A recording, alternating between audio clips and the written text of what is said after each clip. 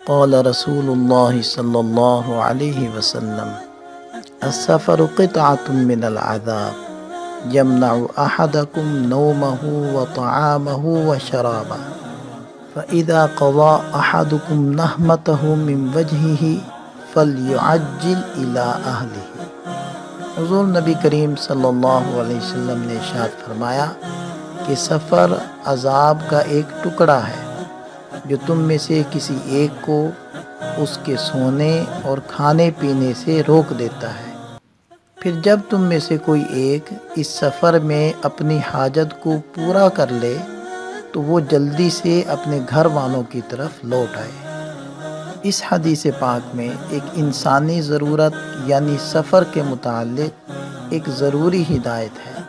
مقصود یہ ہے کہ اشد ضرورت کی صورت میں سفر کیا جائے اور بلا ضرورت نہ کہیں ٹھہرا جائے، کیونکہ اس سے عبادات اور جانی و مالی نقصانات ہوتے ہیں۔